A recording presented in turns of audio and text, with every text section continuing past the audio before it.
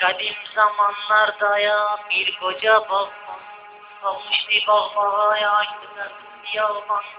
Ben. Güzel. Kadim zamanlarda ya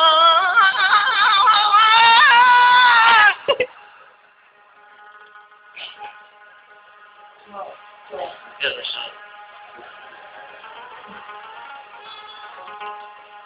Kadim zamanlarda ya bir koca balkon. Los Angeles bir başlardan. Ya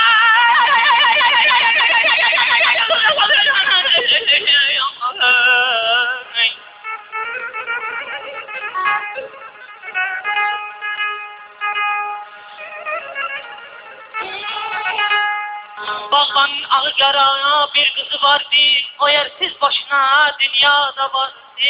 Ne de güzel. Bir gün hastanendi,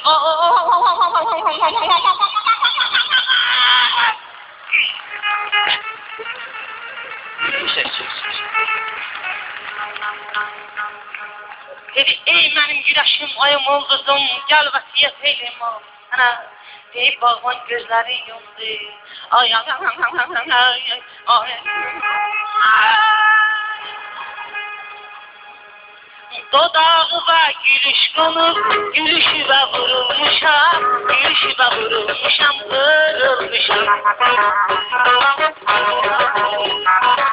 Nedir güzel, nedir keder, ömrü günü hoş olmuşam, ömrü günü hoş olmuşam, hoş olmuşam.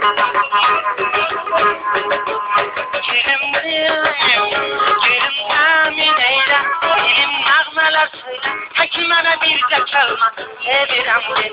Dilim temin eyle, gülüm nağmeler söyle, hekimene bir de çalma, sevirem.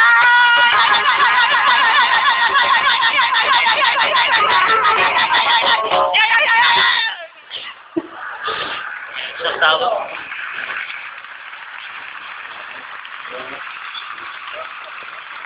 Yine o hasiyet kalıp size.